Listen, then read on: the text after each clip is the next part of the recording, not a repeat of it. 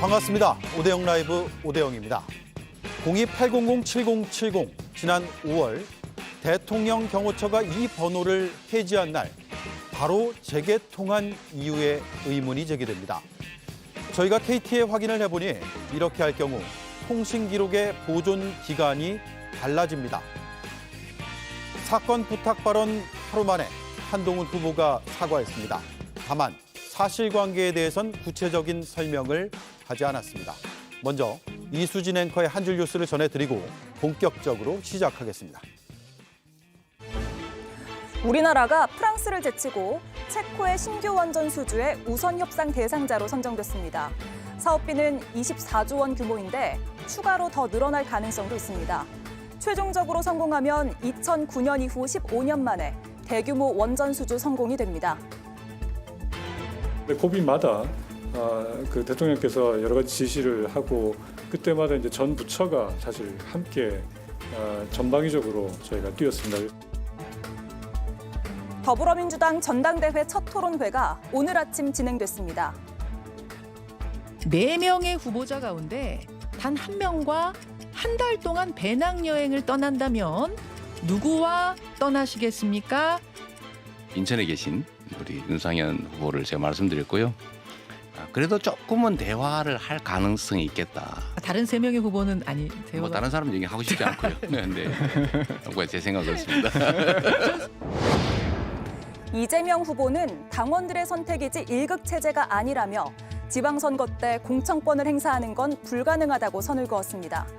오는 30일 5시 30분 JTBC 오대영 라이브에서 민주당 전당대회 토론회가 진행될 예정입니다. 순직 일주기를 하루 앞두고 임성근 전 사단장이 최상병 묘역을 찾았습니다.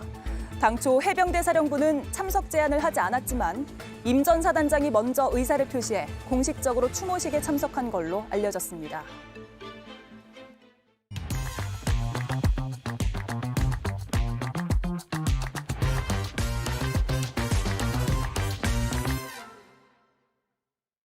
공익신고자 김규현 변호사가 JTBC와 인터뷰를 했습니다. 허풍이라고 한 이종호 씨와 달리 발언들을 허세로 보기 어렵다고 주장했습니다. 상당히 그 내용이라든가 태도라든가 어떤 표현이라든가 하는 게 상당히 구체적으로 신빙성 있게 저에게는 다가왔고 그래서 저로서는 그걸 믿을 수밖에 없었습니다.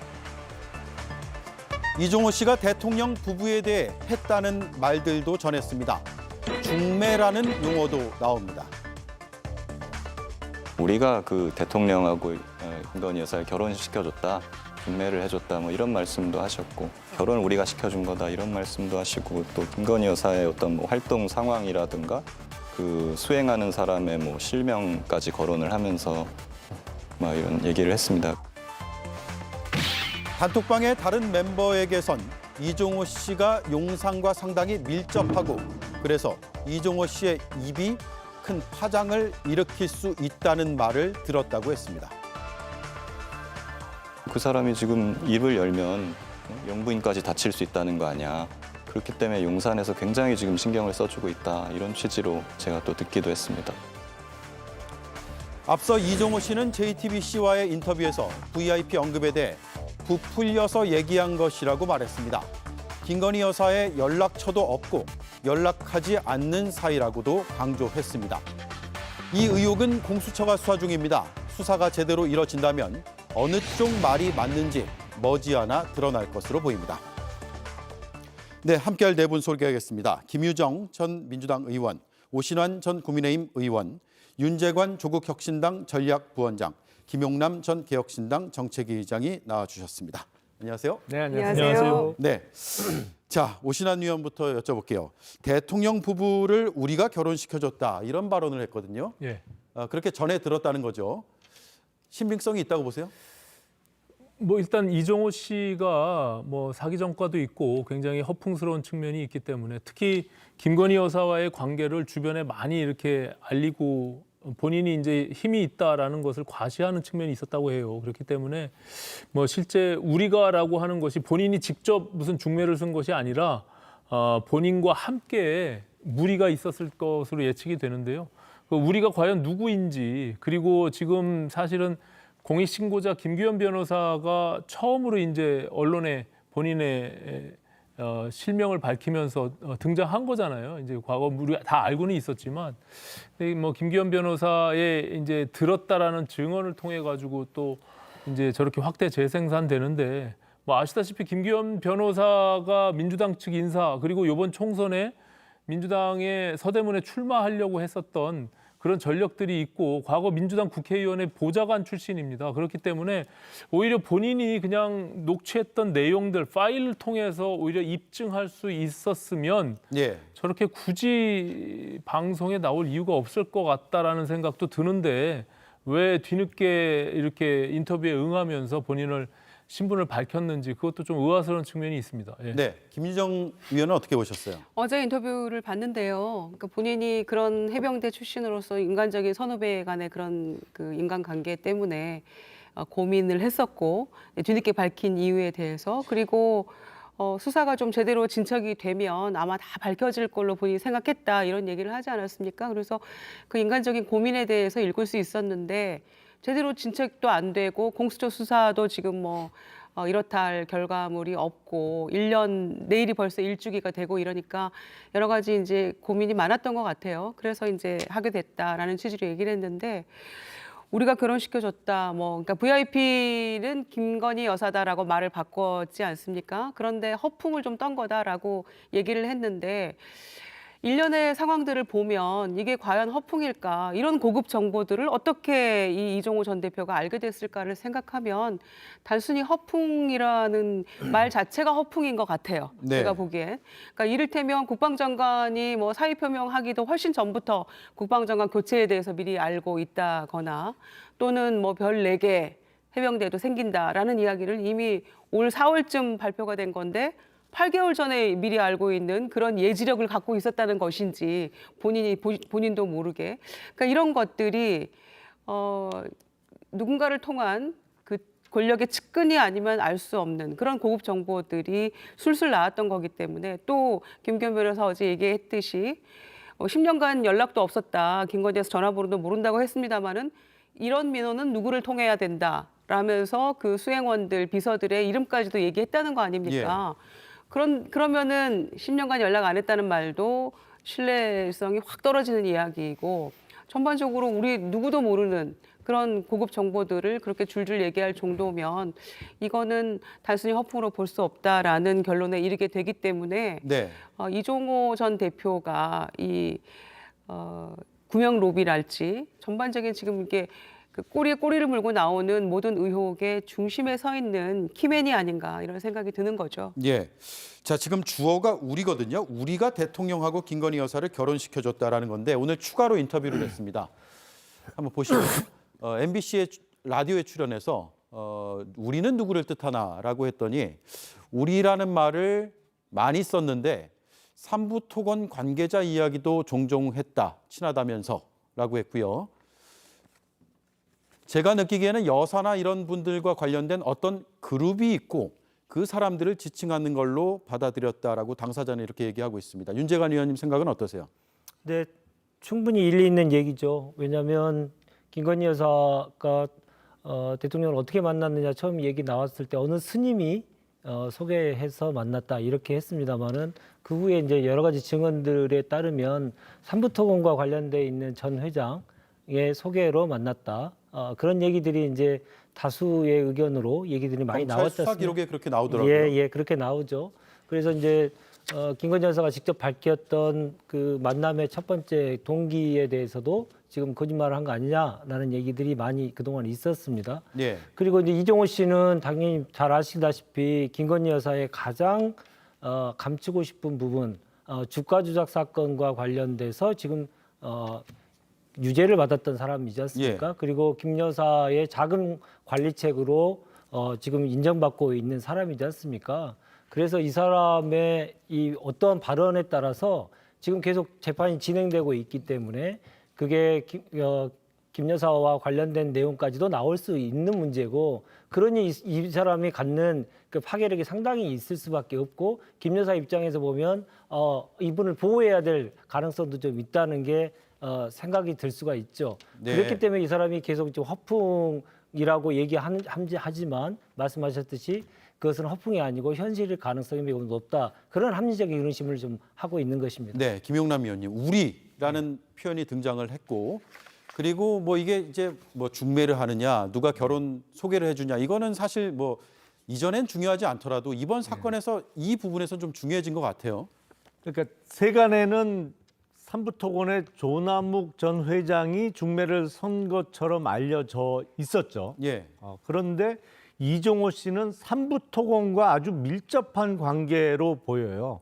왜냐하면 조남욱 회장이 경영하던 삼부토건이 경영이 어려워지면서 기업 회생을 들어갑니다. 예. 흔히 얘기하는 법정 관리에 들어갔다가 제3자 유상증자 형태로 경영권이 바뀌게 되는데 뭐 복잡하게 여러 번 바뀌는데 그럼에도 불구하고 지금도 삼부토건의 실소유주 내지는 경영권에 조남욱 회장의 일가의 영향력이 있는 거 아니냐 뭐 이런 의심들이 있거든요. 예. 그러니까 아마도 이종호 씨가 언급한 우리와 관련해서는 삼부토건을 떼어놓고 생각하기는 어려울 것 같아요. 왜냐하면 이종호 씨가 그 경영권이 몇 차례 바뀌는 과정에서도 깊숙이 관계된 거로 보이기 때문에 결국에 그 지칭하는 우리에는 뭐 그게 여러 사람 아니면 몇 사람이 관련되어 있다고 보면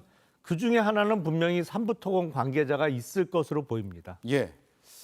자, 김규현 변호사는 영부인이 다친다라는 이야기도 언급했고 제가 앞서 잠시 들려드렸는데 앞뒤 맥락을 좀 충분히 들어보겠습니다.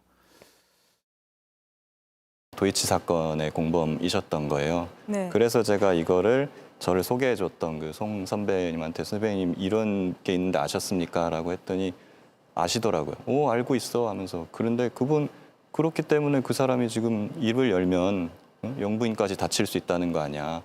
그렇기 때문에 용산에서 굉장히 지금 신경을 써주고 있다. 이런 취지로 제가 또 듣기도 했습니다. 네. 자, 저 발언도 구명로비 의혹과 연결지어서 해석할 부분이 있을까요? 없을까요? 먼저 김정 의원님. 충분히 있는 거죠. 그러니까 저 표현대로라면은 그 멋쟁 해병 단톡방에 있었던 처음에 골프 모임을 주선했던 전 경호처 직원이 송모 씨 아닙니까? 그 사람이 뭔가 김상근 사단장이 사표 낸다 그런다라는 거를 포워드해줘서 이종호 대표가 사표 내지 말라 그랬어 그리고 내가 VIP께 말할게 이렇게 얘기했다는 취지로 지난번 녹취록이 나왔잖아요. 예. 그러면 전후관계를 살펴봤을 때 이종호 전 대표가 주가 조작과 굉장히 이제 그 계좌 관리하면서 주범이기 때문에 용산에서 신경 많이 쓴다는 거 아닙니까? 그러면 신경 쓴다는 것은 어떤 식으로든 어떤 민원이거나 뭐 그 청탁이나 이런 거에 대해서 무시할 수 없는 관계라는 얘기도 되는 거거든요. 그러니까 자신 있게 내가 얘기하면 될 거야, 내가 말할게 이렇게 자신 있게 얘기를 했던 거 아니겠어요? 그렇기 때문에 충분히 이건 구명로비 의혹의 소지가 있는 것으로 보여지고 특히 이 최혜병 관련해서는 충분히 신상필벌을 해야 될 사람들 그러니까 죗값을 치러야 될 사람들이 전부 다 공천을 받거나 승진을 하거나 무슨 대사를 나가거나 이런 식으로 다 이어졌거든요. 그러니까 이거는 용산에서 굉장히 신경 쓴다라는 것은 이 이종호 대표라는 사람과 그만큼 밀접한 관계가 있고 신경을 반드시 써줘야 된다라는 것을 우리가 해석할 수 있거든요. 그러니까 그 김건희 여사의 아킬레스건을 쥐고 있는 거 아니냐라고 저희는 추정할 수밖에 없는 거죠.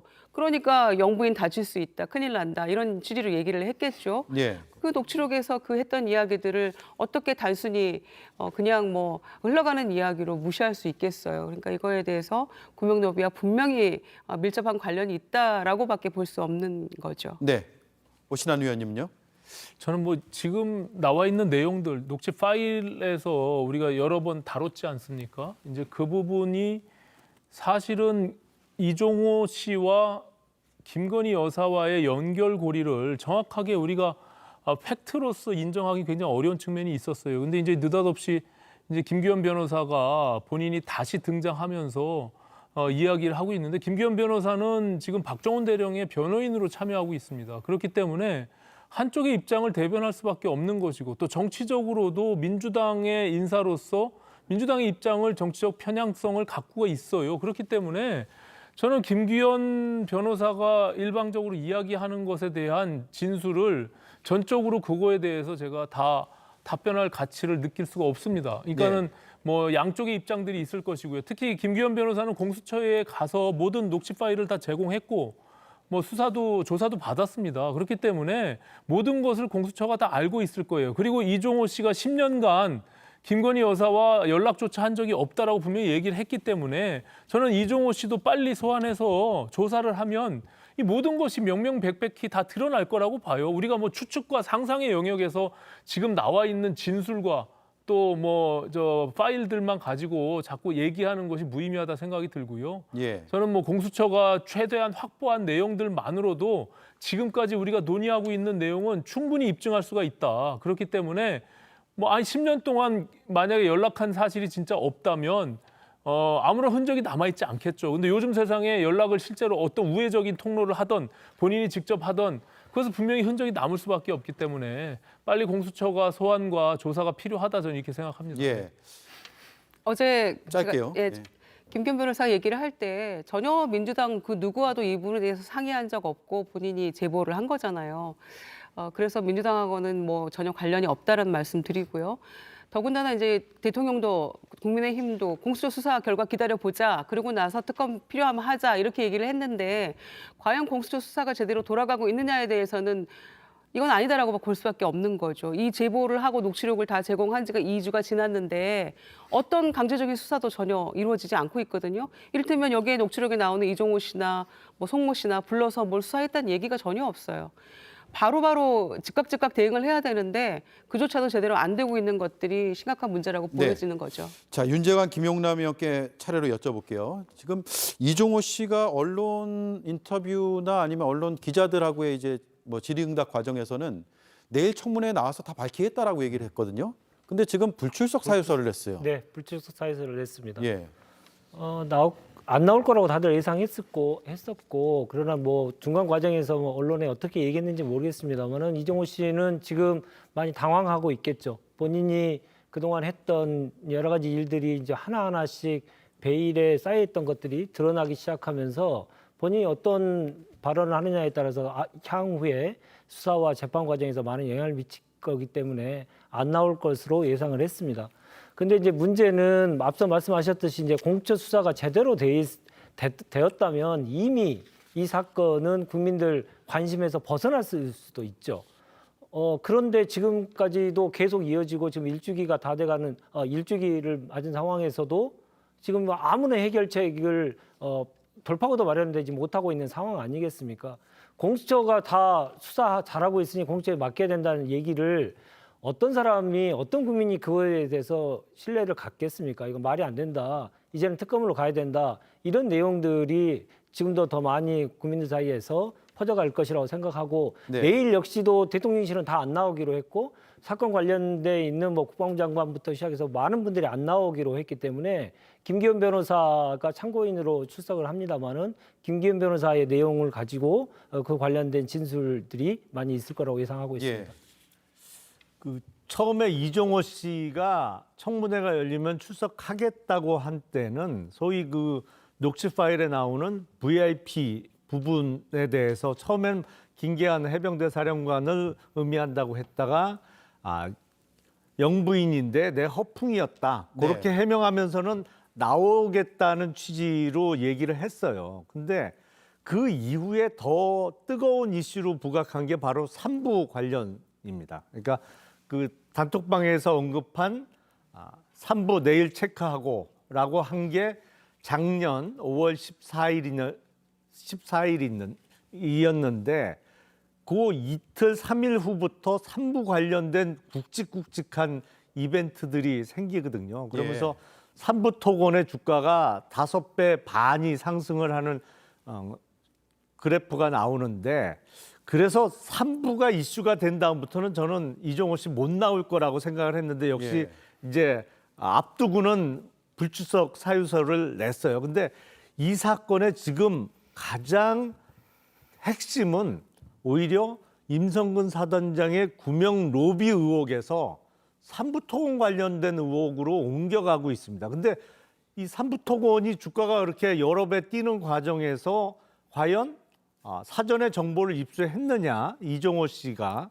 그리고 그 과정에서 호재로만 주가가 올라간 것이냐, 아니면 이른바 주가를 상승시키기 위한 작전도 있었느냐. 예. 근데 이종호 씨는 이미 알려진 바에 의하면 도이치모터스 주가 조작 사건에 있어서 이른바 주포라고 하는 선수라고 불렸죠. 선수 내지는 주포로 이미 1심에서 유죄 판결을 받은 사람이잖아요. 예. 그래서 내일 만약 출석한다 그러면 삼부토건한 질문이 집중될 수밖에 없는 상황이었는데 뭐 못 나오는 상황이 된 거죠, 이제. 예, 그렇군요. 공수처 수사 어쨌든 뭐 느리다 아니다라는 의견들이 다양하지만 지켜봐야 될 것 같아요. 거기서 결론이 나와야 실체적 진실이 나오겠지요.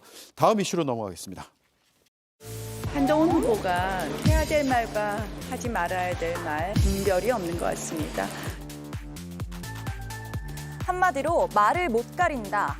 나경원 의원이 기자들 앞에서 한동훈 후보를 공개적으로 비판했습니다. 바로 어제 이 말 때문인데요. 나 의원님께서 저에게 본인의 패스트트랙 사건 공소 취소에다가 부탁하신 적 있으시죠? 나경원 후보뿐 아니라 패스트트랙 이슈로 여전히 수사를 받고 있는 의원들이 뿔이 났습니다. 김태흠 충남도지사는 열받아서 한마디 하겠다라고 하면서요. 한 후보, 당신이 좋은 시절 보낼 때 우리는 좌파와 처절하게 싸웠다고 적었습니다. 이런 분위기 속에서 한동훈 후보 결국 사과했습니다. 이번 키워드, 폭로 한동훈의 부글부글입니다. 네, 오신환 의원님. 예. 실제로 많이 부글부글하고 있습니까? 지금 뭐 2019년도에 있었던 패스트트랙 과정에서 사실은 부당한 기소와 재판을 치르고 있다라는 당내 정서가 분명히 있습니다. 그래서 지금 30여 명 정도의 한 전현직 의원들이 재판을 받고 있는데요. 4년째 지금 굉장히 고통 속에서 재판을 받고 있죠. 그렇기 때문에 저것이 그 당시에 패스트트랙을 저지하려고 했던 원내대표였던 나경원 후보의 입장에서는 단순히 자기 혼자만의 어떤 공소 문제가 아니라 전반적인 이게 정치의 사법화되는 과정 속에서 부당하다라는 어떤 의견을 하소연했을 거라고 보여집니다. 그렇기 때문에 당내에서는 저것을 단순히 저런 식의 장관으로서 당시에 있었던 부분들을 또 사적인 어떤 대화 내용들을 저렇게 공개하는 것에 대해서 조금 문제의식을 갖고 있는 사람들이 꽤 있다라고 보여집니다. 예. 네, 저도 뭐 그런 부분들을 동의하는 측면이 있고요.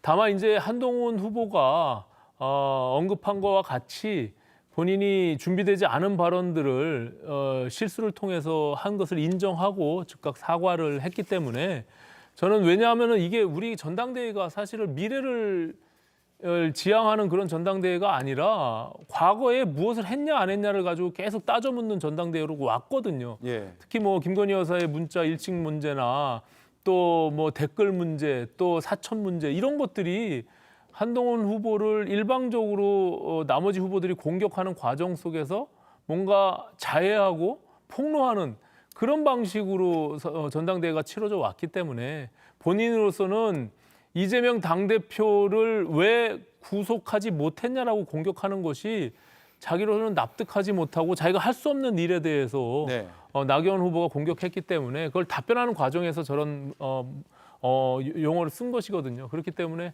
저는 뭐 즉각 뭐 한동훈 후보가 페이스북에 사과를 했던 측면에서 보면 이 일이 더 이상 계속 이렇게 증폭돼서 당내에서 전당대회 마지막 얼마 남지 않은 과정 속에서 뭐 이렇게 더 커질 문제는 아니다 이렇게 보여지고 하루빨리 좀 전당대회가 좀 건강하게 마무리됐으면 좋겠다 저는 이런 생각을 전당대회 이제 며칠 안 남아가지고요. 네. 그 사이에 건강해질지는 모르겠네요. 내일부터 투표가 시작됩니다. 그러니까 네. 뭐 이미 뭐 다 끝났다라고 보여지는데 네. 저런 문제가 오늘 내일의 어떤 이제 토론 과정에서 또 어떻게 불거질지 그건 지켜볼 필요가 있다. 이렇게 그렇죠. 오늘 또 토론회가 있죠. 네. 근데 문제는 이제 사과를 했지만 과연 달래질 것이냐.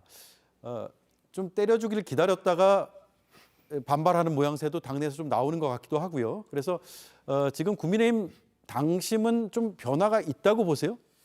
글쎄 이제 정말로 판이 뒤집어질 정도의 영향력이 있을 거냐. 예. 특히 당원들한테 그 부분은 뚜껑을 열어봐야 알겠습니다만 적어도 지금 국민의힘의 의원들한테 미친 영향력은 클 것으로 보여요. 예. 왜냐하면 저 발언 자체가 한동훈 후보의 실력과 인성이 드러나는 사건이라고 생각을 하거든요. 왜냐하면 실력이란 측면에서 실익이 전혀 없는 발언이었어요. 그동안 전당대회가 진행되면서 한동훈 후보하고 원희룡 후보 간의 이전 투구식 다툼은 있었습니다. 네. 근데 엉뚱하게 어제는 나경원 후보를 완전히 직격을 했거든요. 그러니까 필요 없는 적을 만든 거예요. 그리고 이 전당대회 시작부터 어쨌든 한동훈 후보는 1위 후보였던 건 분명한데 1위 후보가 저렇게 죽자 살자 달려드는 법은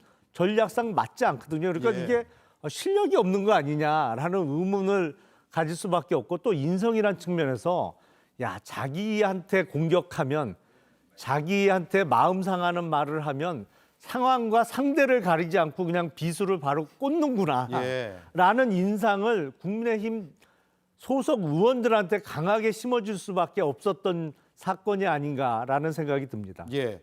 그런데 사과는 했는데 공소 취소 부탁이 아니었다, 맞았다, 뭐 이런 사실관계에 대한 얘기는 추가로 하지는 않았어요. 예, 그러니까 정치적 미숙함을 보였는데 팩폭은 팩폭이죠. 팩트니까. 그리고 나경원 후보도 이제 그 말을 듣고 굉장히 당황해하는 모습을 봤는데 예. 그게 아니라고 부인은 하지 못했어요. 그러니까 뭔가 얘기는 오고 갔는데 취지는 이런 거였다라는 설명이었던 것 같은데 매우 부적절했죠. 그리고 일반인들이 이미 재판 중인 것들을 공소 취소할 수 있습니까? 그러면은 늘 툭하면 야당에게 보통 사람이라면 그렇게 할 수 있겠냐고 이재명 대표 빗대서 얘기하던 분들 아니에요. 그런데 본인들은 집권했다고 공소 취소 얘기를 이렇게 했었다는 거를 우리는 이제 모두 알게 된 거 아닙니까? 굉장히 부적절했고 이건 법적으로도 뭐 과태료든 그 무엇이든 법적 제재 대상이죠. 그래서 네. 분명히 잘못된 것이다 생각하는데 그거는 이제 야당의 시각에서 보는 것이지만 또 한편 당대표가 대세인 한동훈 후보가 표를 좀 잃어버렸을 것 같아요. 일정 부분. 그렇지만 대세의 지장은 없어 보이는데 이 정도의 품으로 이 정도의 어떤 조금의 여유도 없이 그냥 무조건 말로 이기고 보자라는 그런 어떤 리더십으로 과연 집권 여당을 어떻게 이끌어갈 것인가라는 예. 어떤 그 단면을 보여준 그런 사건이라고 생각합니다. 네, 윤재관 의원님. 조국 혁신당에서 어쨌든 전당대회 끝나더라도 이건 분명히 사실관계 밝혀야 된다, 수사해야 된다 이렇게 주장하고 계시잖아요. 당연합니다. 본인들이 이 전원에 의해서 밝혀진 것도 아니고 당사자가 직접 얘기를 했지 않습니까? 그 공소권을 가지고 검찰이 가지고 있는 공소권을 가지고 거래를 했다는 거지 않습니까? 국회의원이. 이렇게 했다는 것은 당연히 수사의 대상이 당연히 돼야 되는 거죠. 뿐만 아니고 이 앞전에도 얘기 나왔습니다마는 한동훈 장관이 장관 시절에 불법적으로 보일 수 있는 댓글팀을 운영했다는 의혹도 나왔고 그리고 김건희 여사 역시도 댓글팀을 운영하고 있다 이런 얘기까지 나왔지 않습니까? 예. 이거 불법의 요소가 당연히 불법의 요소를 들여다봐야 되는 부분인 것이죠. 이런 것들이 지금 전당대회를 통해서 지금 자폭을 하고 있는 것이기 때문에 검찰은 뭐 하십니까? 당연히 인지수사해야죠. 그리고 이것을 명명백백하게 사실관계를 확인하는 것이 너무나 당연한 것입니다. 그래서 저희들이 20일 날 저희들 전당대회도 있습니다만은 저희 예. 전당대회 이후에 저희들이 법적 조치를 할 계획입니다. 네. 지금 제가 한마디 드리면 이게 무슨 뭐 사법적인 판단을 뭐 받을 수도 있어요. 하지만 저는 뭐 전혀 문제될 게 아니라고 보고요. 저것이 뭐 무슨 뭐 거래라고 얘기하는데 나경원 대표는 당시에 그 이후에도 주변에 여러 저런 이야기를 계속 해왔어요. 너무나 좀 부당하다. 그리고 저 민주당과의 그때 부당한 어떤 패스트트랙 과정 속에서 자기네들이 재판받는 과정에 대한 하소연을 여러 주변의 인사들에게 해왔습니다. 그런 측면에서 법무부 장관에게 나는 이런 부당한 지금 대우를 받고 있으니 문제가 있다라고 뭐 얘기할 수 있다고 보고요. 그걸 한동훈 장관이 내가 할 수 없는 일이다고 바로 그걸 거절했잖아요. 그러니까 저것이 무슨 뭐 크게 뭐 법적으로 문제가 될 소지가 있다고 보여지지도 않고 만약 그게 부정청탁법에 대한 문제로까지 뭐 들여다본다고 해도 그 법의 7조에 보면 그것을 당연히 인지시키고 거절하면 되는 것으로 되어 있습니다. 그러니까 이게 전혀 무슨 큰 문제가 될 소지는 없다 저는 이렇게 봅니다. 예. 단순한 이견이 있어요? 의견 제시가 아니고 공소를 가지고 취소해달라는 요청을 한 거지 않습니까? 이거는 완전 그냥 부탁하는 정도 수준이 아니고 검찰이 법적으로 명백한 범법 사실을 인지하고 그 수사해서 공소한 내용을 취소해달라고 하는 것인데 예. 그게 그냥 부탁이라고 치부할 수는 없는 지금 것입니다. 한동훈 후보가 얘기하긴 했는데 뉘앙스가 그 정도는 아니었다 이렇게 얘기를 해버리면 또 이게 뭐 녹취가 있는 것도 아니고요. 네. 근거가 없어지는 거 아니에요? 그러니까 정확하게 확인하기 위한 수사가 필요하다 그렇게 보입니다. 제 수사를 해서 뭐가 드러날 수 있습니까? 둘의 대화고 그리고 뭐 그것을 양자가 어떻게 보면은 한쪽의 입장에서 부탁을 했다라고 하는 것인데 한쪽은 하소연했다라고 할 수도 있는 거잖아요. 예. 그러니까 그리고 이게 어느 법에 적용을 받아서 무슨 수사를 해야 되는지 명확하게 좀 밝혀졌으면 좋겠습니다. 알겠습니다. 예. 1분 남았거든요. 김용남 의원님 짧게 드리고 김희정 의원님 마무리하시겠습니다. 사법적 문제는 논란이 있을 수 있고 증거 있느냐? 뭐 없을 가능성도 많습니다만 녹취 파일이 있을 수도 있겠죠. 예. 어느 한쪽이 대화를 녹음했다면. 근데 한동훈 후보의 그 아이폰 비밀번호는 26자라니까 뭐 밝히기는 쉽지 않아 보이는데 어쨌든 한동훈 후보가 당대표에 당선되든 안 되든 앞으로 리더십에 관한 의문은 계속 따라다닐 것으로 보입니다. 예. 이 패스트트랙 관련 재판에 대해서 나경원 후보가 이거 나는 훈정으로 생각한다라고 얘기를 했어요. 훈정으로 생각하면 뭐하러 이런 부적절한 공소 취소 부탁을 합니까? 명백히 잘못된 것이고요. 지금 1심에서 4년간 계류 중인데 빨리 이거 조속히 재판을 마무리하는 게 중요하겠다 이렇게 생각하고요. 한동훈 후보는 뭐 다들 모든 후보 마찬가지입니다만 전당대회 이후는 생각 안 합니까? 당대표 당선될 가능성이 가장 높은 후보인데 도무지 포용의 리더십이라고는 보여지지 않기 때문에 뭐 우리가 걱정할 일은 아닙니다만 전당대회 이후에 예. 국민의힘의 모습이 과연 어떻게 전개가 될 것인가 네. 여러 가지로 걱정스러운 그런 장면입니다. 네, 여러 우려가 나오겠죠. 내부에서도 한마디 좀 다른 시각이 있는 측면은 그래요. 지금 말씀하신 대로 한동훈 후보가 너무나 어떻게 보면 경직돼 있고 미숙하다. 그리고 너무 냉혈한 같이 보인다. 이런 얘기들을 했는데 본인이 잘못한 거를 바로 즉각적으로 그것을 인정하고 사과 발언을 했습니다. 그리고 제가 들어보니까 캠프에서 주변에 있는 참모들이 요구한 게 아니라 본인이 스스로 먼저 이런 부분들을 제안하고 하는 것이 어떠냐고 했다고 해요. 그렇기 때문에 저는 뭐 일부 잘못된 부분들을 당내에서 문제 지적을 하고 있지만 또 한편으로 보면 저렇게 즉각적으로 본인의 잘못을 인정하고 죄송하다고 사과 발언하는 측면도 있다 이렇게 보여집니다. 네, 알겠습니다. 여기까지 할게요. 네 분 말씀 감사드리고 다음 시간에 또 뵙겠습니다. 고맙습니다.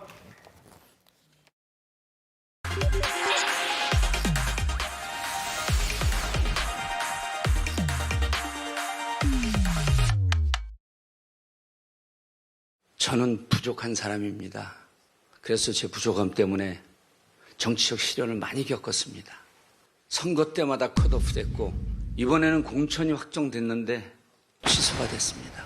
하지만 저는 제 부족함이든 제 억울함이든 희생을 요구할 때 주저하지 않았습니다. 당에 저항하지 않았습니다.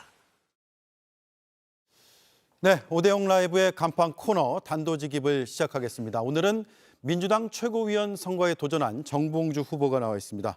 오랜만입니다. 예, 안녕하세요. 정봉주입니다. 네, 조금 전 이제 발언 들어보면 정치적 시련과 억울함을 말하셨고 예. 또 부족함도 얘기하셨는데 이게 지난 공천 과정에서 벌어진 논란, 그래서 공천 취소된 상황 이걸 염두에 두신 건가요? 그건 전혀 아니고요. 아닙니까? 예, 전혀 아닙니다. 이제 많은 분들이 바로 그 직전의 사건이니까 그것과 연동시키는데 제가 한 15, 16년 동안 이렇게 이제 정치적 외인이 돼서 아웃사이더가 돼서 떠돌게 됐던 결정적인 근거는 이명박 대통령 때문에 그랬죠. BBK 의혹이요? 예, BBK 다스 때문에 감옥을 갔고 10년 동안 피선거권을 박탈됐는데 그 이후에 그게 계속 한번 그렇게 이제 정치적 역정이 꼬이니까 잘 안 풀립니다. 예. 그리고 이제 이후에 당을 위해서 저는 싸웠다고 생각을 하는데 당에서 복당을 받아줄 때나 혹은 그 공천 문제가 될 때 항상 그거를 내부적으로 문제 삼는 분들이 많았어요. 예. 그런 게 이제 전 좀 억울했죠.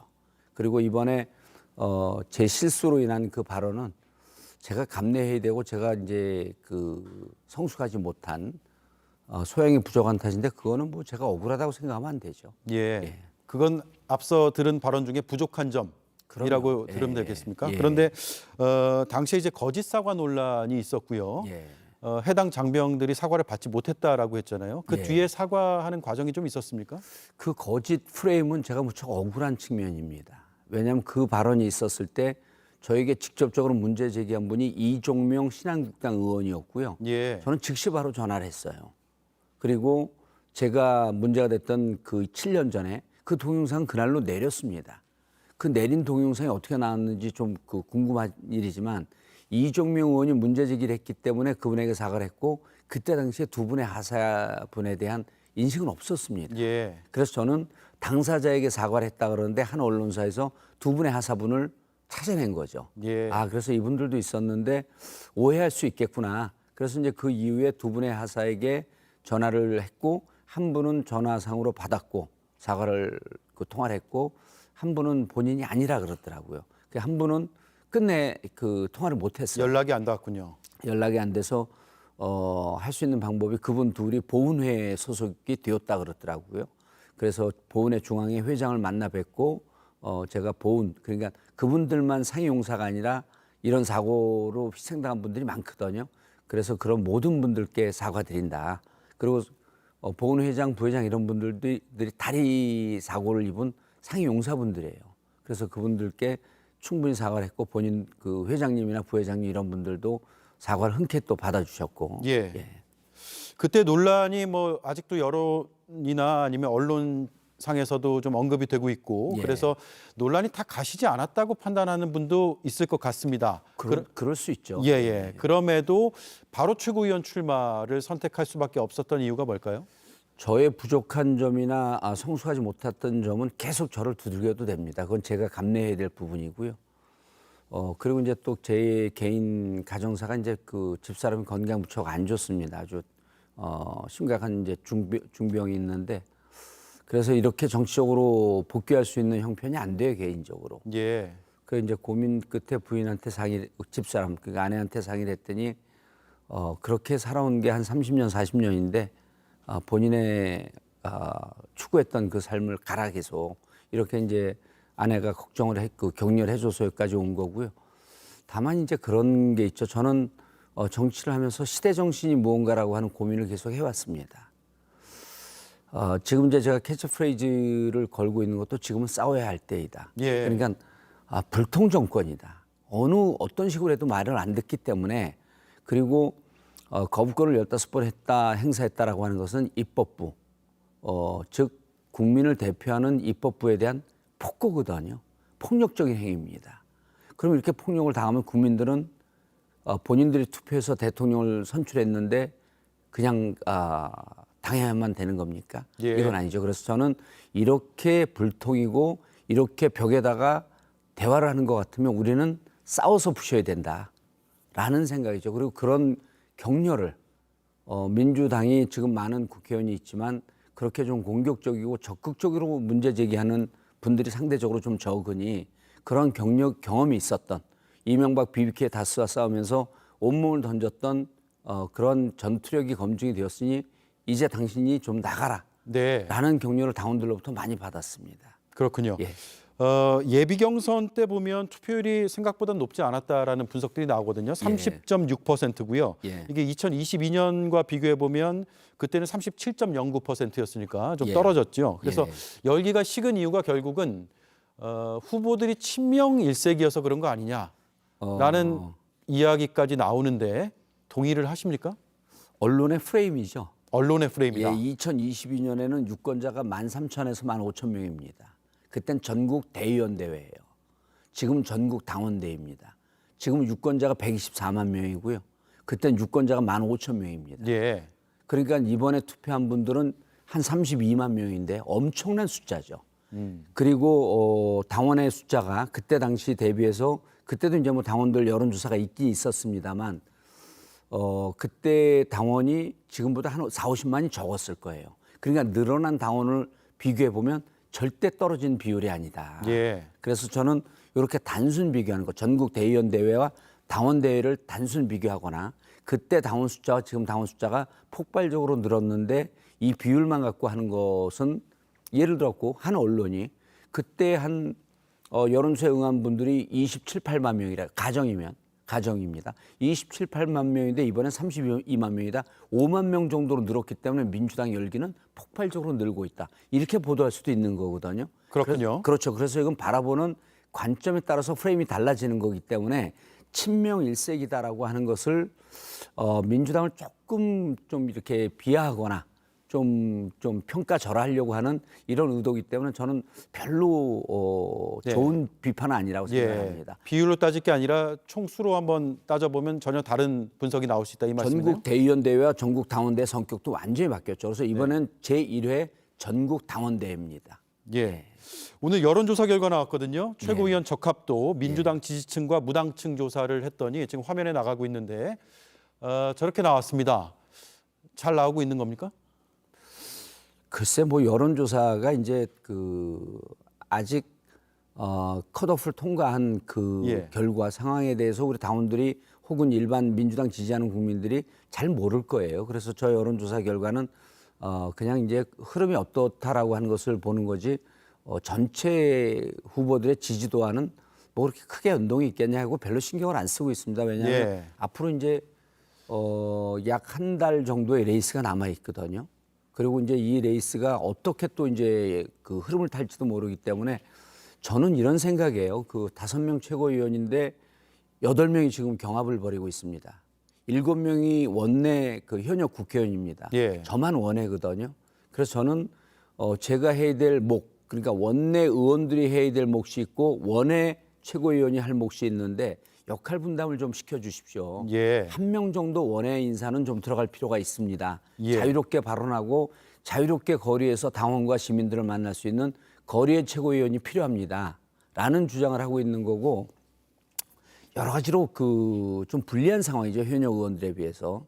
그래서 저는 5명 안에 들어가는 것이 목적이지 순위나 등수 이런 거에 대해서는 신경을 전혀 안 쓰고 있습니다. 그래서 말석 자리 하나 비는 게 있으면 다 정봉주 같을 필요도 없습니다. 정봉주스러운 사람 정도 하나는 꼭 필요하다. 라는 판단이 있으면 저를 그 말석 자리 하나에 좀 놓아줬으면 좋겠다. 이런 생각입니다. 그렇군요. 지금 민주당의 다양성이 이전에 비해서 좀 실종됐다 이런 비판도 있는데 이것도 역시나 언론의 프레임일까요? 맞는 비판일 수도 있고요. 그리고 좀 과한 비판일 수도 있습니다. 왜냐하면 17대 국회에 계셨고요. 당시에 열린우리당 때 굉장히 다양한 목소리들이 다양한 계파에서 나왔던 걸로 기억하거든요. 그 계파라고 하는 게 필요할 때도 있지만 자칫 잘못하게 되면 계파가 불편할 때가 있어요. 무슨 말씀이냐면 얼마 전에도 이제 1000만이 넘는 그 히트작인 영화도 있지만 과거 전두환 정권이 있을 때 군내에 하나회라고 하는 조직이 있었습니다. 그러니까 군의 정체성을 중심으로 하지 않고 하나회라고 하는 권력지향적인 집단을 정체성을 더 중요시했던 집단이기 때문에 암적 존재였던 거죠. 그럼 지금 당에서 계보가 있다라고 하는 것은 긍정적 측면도 있지만 부정적 측면도 있을 수 있습니다. 그럼 이 다양성이 사라졌다라고 하는 이런 비판하는 분들은 171명의 의원 구성이 왜 이렇게 됐는가? 이건 국민들이 선택을 해준 겁니다. 그러니까 이재명 대표가 왜 이런 일이 벌어졌냐면 체포 동의안이 왔을 때 당 대표를 체포 검찰이 무도한 탄압이라고 규정을 하면서도 이 체포 동의안에 동의해 준 의원들이 있었던 거예요. 지지자들이 참을 수가 없었던 거죠. 그렇기 때문에 당신 같은 여러분 같은 그러니까 당의 정체성 당의 대표를 검찰이 탄압하고 있는데 동의하는 의원들은 필요 없다고 하면서 당원들이 경선 과정에서 심판을 했고 또 이 국회의원 선거 과정에서 그런 국회의원들을 이런 분들을 선택을 해준 겁니다. 그러면 지금은 민주당을 바라보고 민주당을 지지하는 분들은 검찰 탄압에 단일 대우로 맞서 싸우는 것이 맞다라고 우리에게 임무를 준 거죠. 그런데 이것을 다양성이 없다. 지금은 여러 가지 상황이 충돌하는 것보다는 단일 대우를 갖춰서 저 무도한 윤석열 검찰 독재 정권과 싸워야 된다라고 하는 당원의 명령이고 국민의 명령이라고 저는 받아들입니다. 예를 들어서 하지만 이재명 대표가 당내에서 독재를 한다라고 이렇게 비판을 받은 적도 없고요. 만약에 그런 일이 있게 되면 민주당 이 자유민주평화통일을 지향하는 민주당으로서는 비판을 할 겁니다. 근데 지난 2년을 지켜보면 이재명 대표가 그렇게 한 흔적이 없어요. 예. 그렇다고 한다면 지금은 안에서 다양성이 충돌하면서 좀 더 많은 토론이 필요한 이런 정치적 상황이 아니라 지금은 약간의 이견은 접어놓고 윤석열 검찰 정권과 싸워야 되는 단일 대우가 필요할 때다라는 게 민주당을 바라보는 지지자들의 시각이라고 이렇게 보는 게 맞겠죠. 네, 벌써 마지막 질문할 시간이 돼버려가지고요. 예. 이건 꼭 여쭤봐야 될 것 같습니다. 최고위원 후보 중에서 앞서 말씀드린 대로 원외 후보로는 유일합니다. 예. 지도부에 입성하면 뭐 재보궐도 있을 수 있고요. 예. 원내 입성을 위한 계획을 갖고 계십니까? 가장 신뢰받는 JTBC 방송에서 선언합니다. 저는 재보궐선거 안 나갑니다. 예. 그리고 2026년에 지방선거 있는데 많은 분들이 그 전에 한번 제가 노렸던 경험이 있기 때문에 서울시장 나갈 거 아니냐 이렇게 묻는 분들도 있는데 서울시장 생각 없습니다. 저는 지금은 윤석열 정권과 맞서서 저는 3년 임기를 국민들이 못 버텨하고 있습니다. 잘못하고 있다는 지지율이 여론조사 컷에 의하면 70%가 넘어가고 있어요. 심리적 탄핵, 정치적 탄핵이 진행되고 있다고 봅니다. 그래서 저는 지금 윤석열 대통령 이 정권과 맞서 싸우는 게 저희 정치적 소임이라고 생각하고 재보궐선거라든지 그러니까 저는 한번 국회의원 해봤습니다. 예. 다시 지게 가는 거에 대한 욕심과 미련 전혀 없습니다. 다만 지금은 싸워야 할 때라고 하는 성격 규정과 이 싸움에는 이미 검증되고 준비된 전사 정봉주가 필요했기 때문에 저는 돌아왔다 이렇게 말씀드리고 싶습니다. 네, 알겠습니다. 말씀 감사드리고요. 예. 또 최고위원 선거 과정에서 다시 한번 인터뷰를 할 수 있으면 또 예. 뵙겠습니다. 예, 자주 불러주십시오. 예, 고맙습니다. 감사합니다. 예, 감사합니다. 네, 지금까지 정봉주 더불어민주당 최고위원 후보였습니다.